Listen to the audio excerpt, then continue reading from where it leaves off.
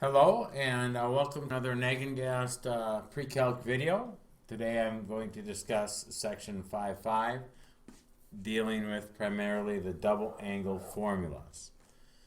Now in this section you'll see again we have a sine, cosine, and tangent function, and calling double angles because we have a 2x, or it could be a 2 theta or a 2 beta, whatever the case might be, and formulas in which to solve those. Now you'll notice that cosine right here has a few other alternate forms that are given. This seems to be consistent with most courses in trigonometry and most books. So remember that there are two other alternate forms, and occasionally some of those work better than others, as we'll see as we advance through this section. Now what we will begin with is solving the following equations using those double angle formulas. And so the first one, 2 cosine x plus sine squared x equals 0. Now there is not a task to perform on this first part of the equation, so I just rewrite 2 cosine x. However, the double angle identity is useful with the sine 2x, and that would mean that we have a addition of 2 sine x and cosine x. Now notice it said equal to 0, which means we're finding solutions or roots or x-intercepts, and so a technique we often use will be factoring. You'll notice we can factor a 2 cosine x out of each one, leaving us with 1 plus sine x. That is all set equal to 0. Now that means that we have a 2 cosine x equals 0, and we have the possibility of a 1 plus sine x equal to 0.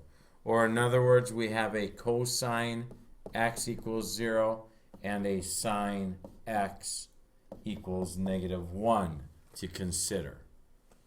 As we look at these two then, we'll note that cosine x equals 0 at pi over 2, and it will also equal that at 3 pi over 2. But because we're dealing with a 90-degree angle or a partition that's divisible by 2, we'll find out that it is better to write it as 2 pi plus pi over n. I mean pi times n, where again n is an integer. That is adding this because it is a non-restrictive domain that we begin with. Likewise, we'll take a look at sine x. Where does that equal -1? That is at 3 pi over 2. Now notice these two match. So my solutions are all covered in pi over 2 plus pi times n. Sorry about the email. I guess that's another thing I have to work on for glitches. Just a quick note, we could have written this out as pi over 2 plus 2 pi n, considering its period for cosine. Then also wrote 3 pi over 2 plus 2 pi n for the period of both cosine and sine. But it is much better to simplify an expression as an answer when possible. Now let's take a look at this second one. Now I'll just have to extend the page, get back to our problem. And this time we have the cosine 2x as our identity. The cosine of 2x has 3 choices, and I'm going to write them all down for you. We could rewrite it as a 1 minus 2 sine squared x, and then we'd still have the plus cosine x. So we could alter it by this form. We could likewise choose to replace cosine 2x with a cosine squared x minus a sine squared x, and then again we still have our cosine x, and that all is set equal to 0. So there is our other substitution we could make. Or thirdly, we could change it to 2 cosine squared x minus 1 plus our cosine x equals 0. So there's our three possibilities. And sometimes we have to ask ourselves, which is the best? And in this case, we're trying to solve for 0, so it seems best to me to have everything in terms of either sine or cosine. And so I'm going to focus on this last one. In fact, it's really nice because if I write this in descending order, I will see that I have a problem that is very factorable. In fact, I've probably solved this several times in the past. So if we look at this one, I will factor as a 2 cosine x and a cosine x. That's giving us our first term. And looking at the last term being -1, I will then assign for my middle term needing positive, I'll have a +1 here and a -1 in the first binomial. So as we take a look at this now, I set them both equal to 0. 2 cosine x minus 1 must be 0, or my cosine x plus 1 would need to be 0 for this to work out. Solving, and if you remember the shortcut method, you simply make this the opposite. So we'd have cosine x is the opposite of 1, which is 1, and divide it by its coefficient of 2. Over here we would have cosine x equals -1. Now where do these things happen?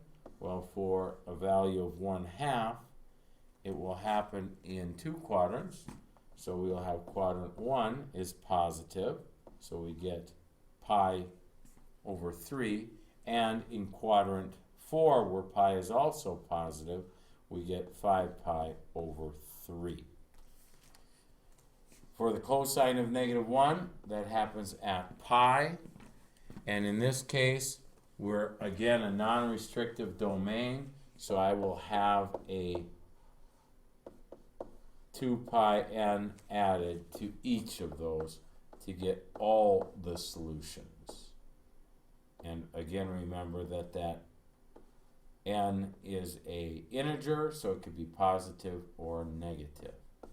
And that covers these first three, or these first two problems. We do need to move on, however. Oh no! It's Mr. Bill. What does Mr. Bill have to say? I'm not sure I'm ready to move on. Well, then please just rewind those last examples and you'll see that it's not so bad, and we'll be ready for the next part. Okay, I'm going to trust you. Bye. Bye, Mr. Bill. Okay, so now we're moving on, as we promised Mr. Bill we would. And in this case, we're going to look at cosine theta of 5 over 13. And it's going to be on a restrictive domain. Now, this domain you'll recognize is consistent of quadrant 4.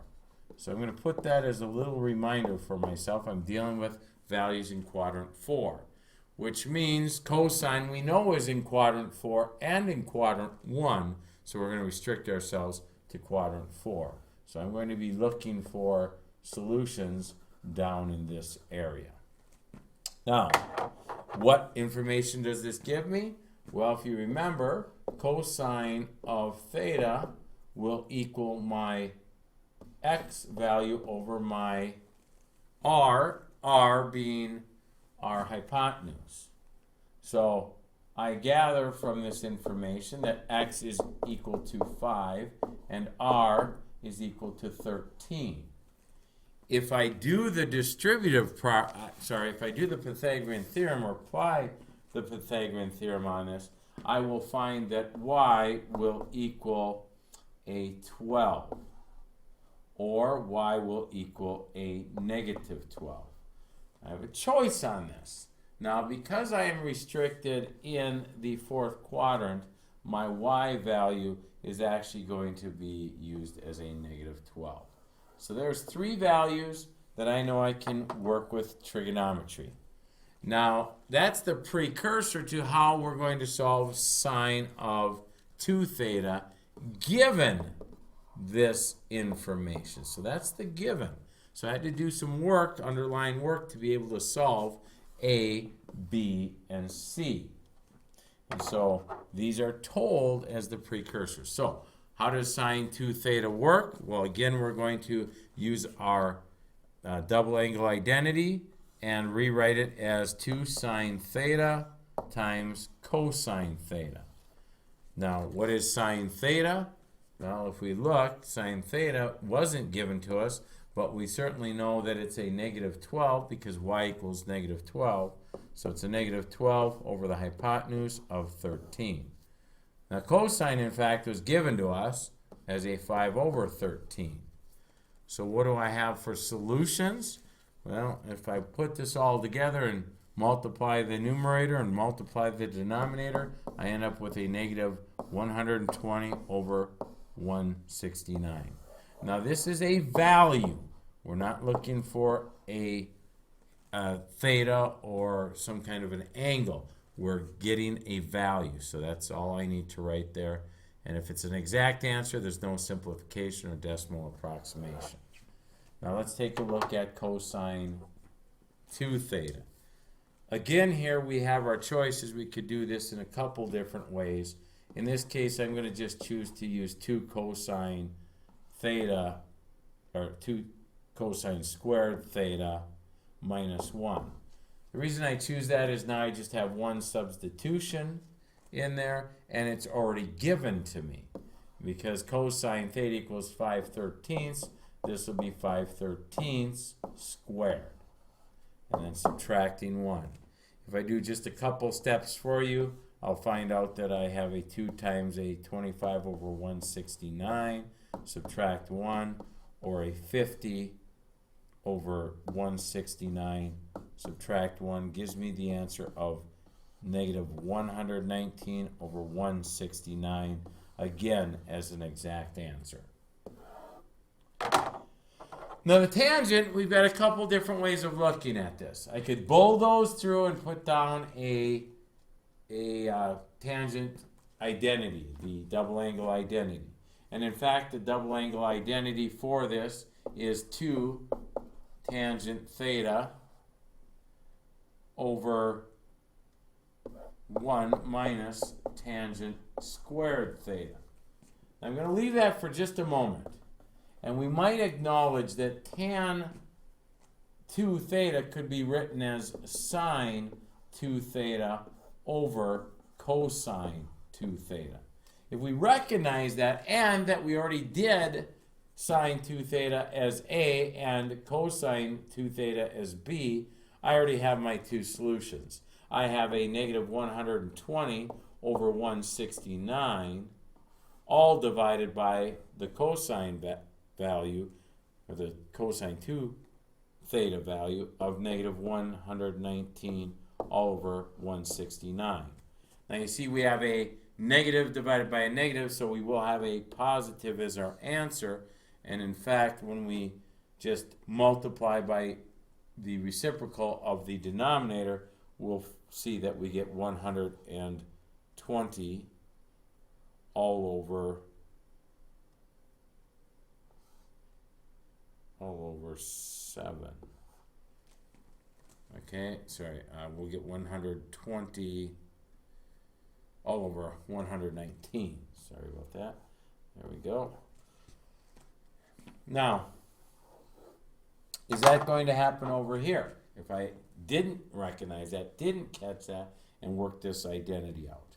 If I work this identity out, what I'm going to find is that I have a 2 times tangent. Well, tangent is opposite over adjacent, or sine over cosine. So it's a 2 times a negative 12 over 5. And that is all over 1 minus a negative 12 over 5, but it's squared. That will give me the two fractions of negative 24 over 5, and the fraction is divided by the fraction of 119 over 25. Again, if I multiply by the reciprocal, meaning 25 over negative 119,